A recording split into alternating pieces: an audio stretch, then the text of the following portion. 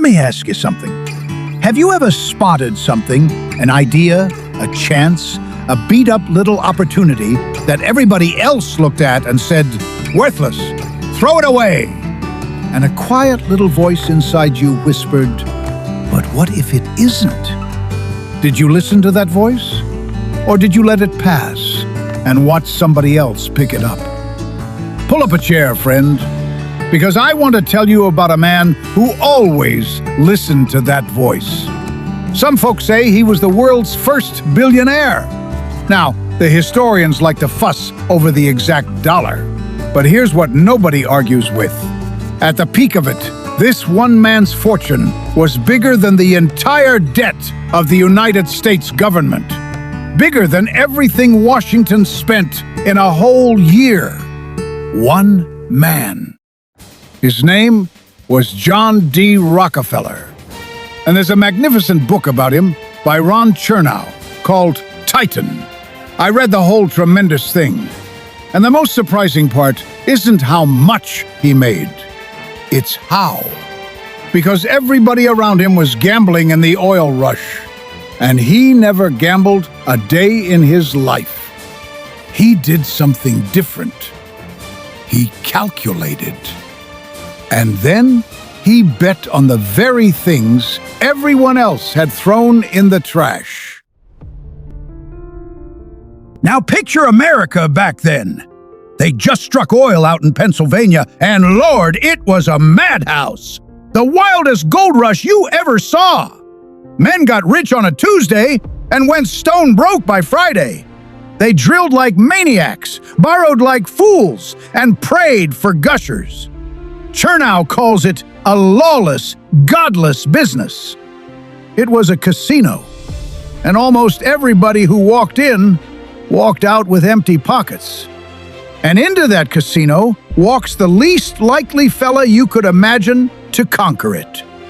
A poor boy, the son of a charming trickster of a father. A man who'd roll into town in a fine carriage, sell bottles of fake cure-all to folks who didn't know better, then vanish for months at a time. The boy grew up never knowing when the money would come, or if it would come at all.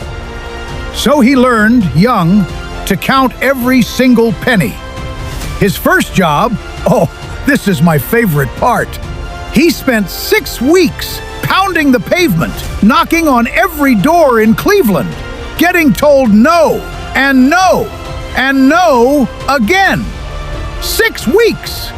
And when a little firm finally hired him as a bookkeeper, he was so happy he could have floated right home. He celebrated that day, the 26th of September, every single year for the rest of his life.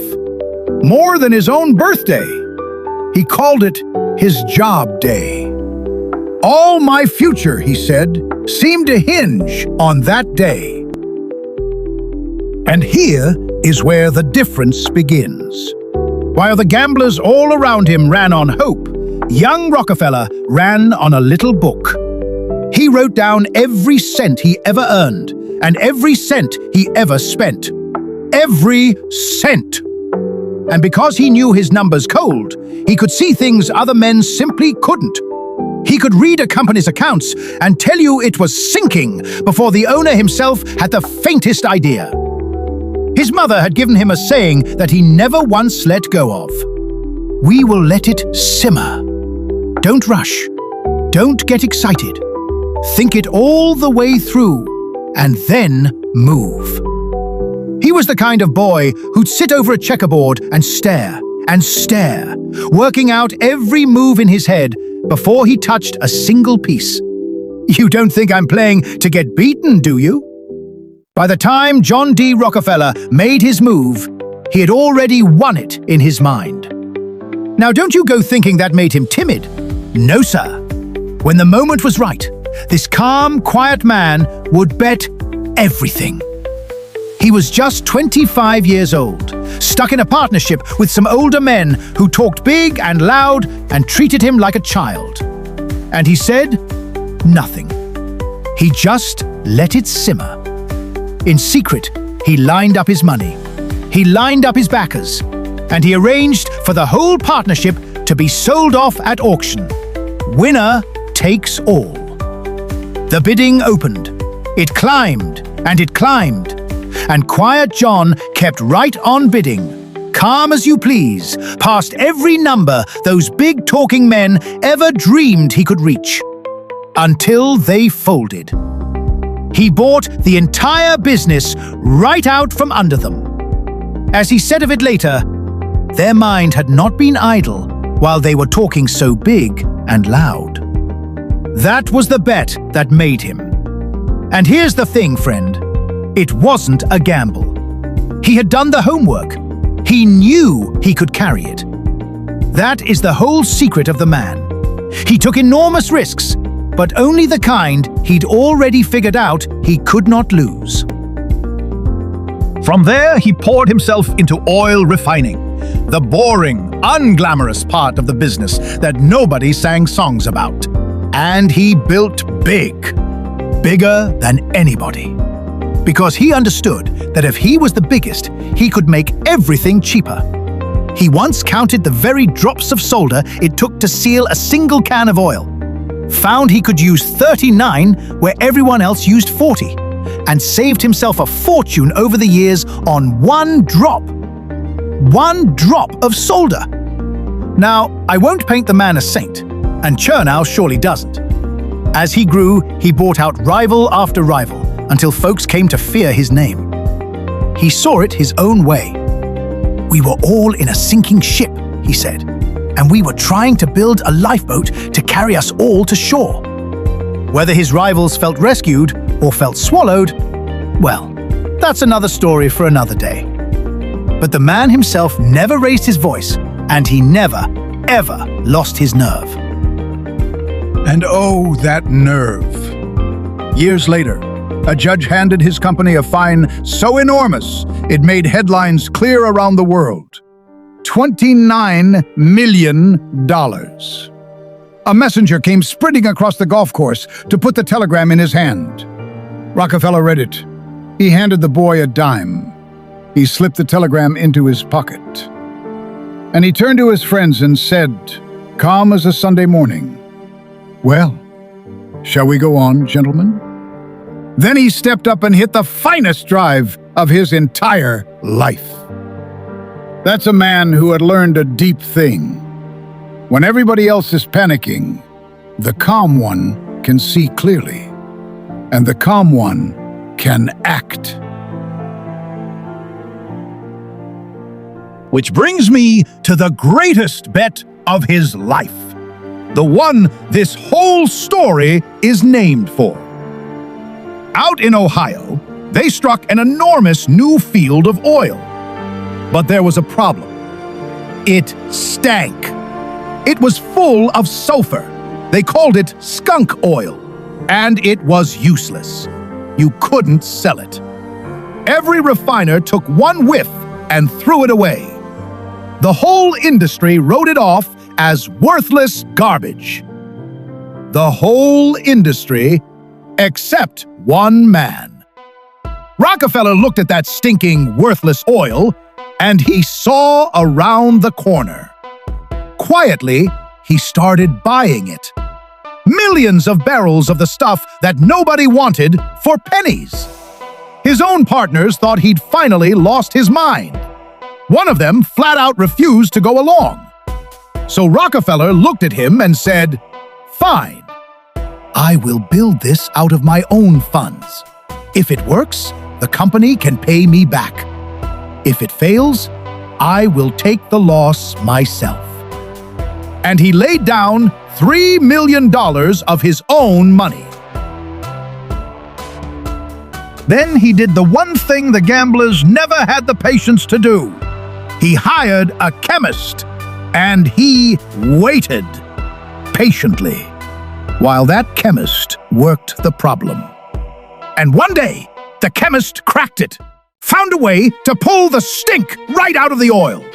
And all those millions of barrels of worthless oil that the whole world had thrown away, they became some of the most valuable stuff in America. It didn't just make Rockefeller richer, It saved the entire industry from running dry. He bet on what everyone else threw away. And he won. So look at what became of that poor boy. The son of a traveling trickster who'd earned 50 cents a day became, by many accounts, the first billionaire the world had ever seen.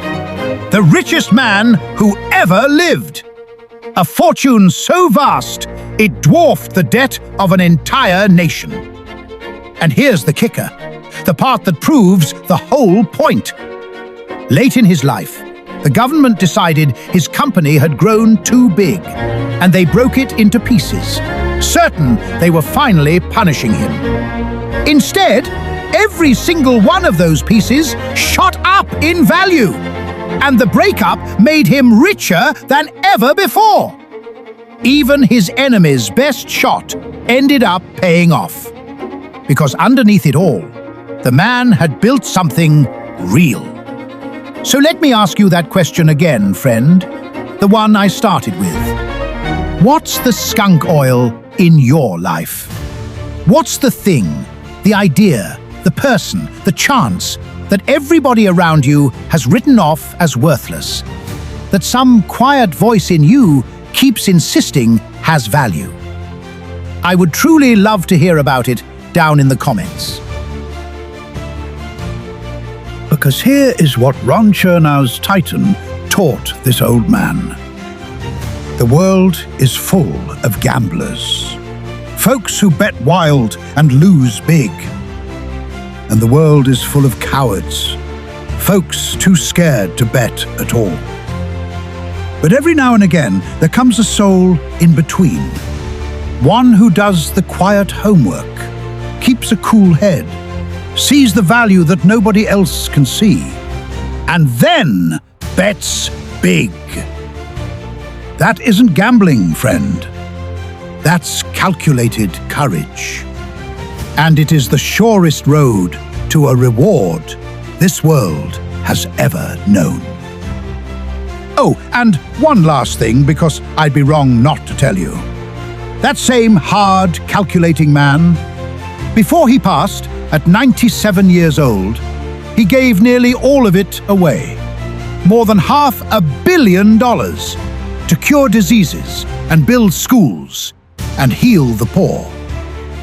The richest man who ever lived turned out to be the most generous, too. Funny how that works. So go on out there and find your skunk oil. Do your homework. Keep your head. And when you know, when you really, truly know, don't you be afraid to bet on what everybody else threw away. If this old story stirred something in you, do me a kindness. Give it a like and subscribe, so you can come sit a spell with me again. And go find that book, Titan, by Ron Chernow. It's a big one, but oh, it is worth every single page. Now, off you go. I'll be right here.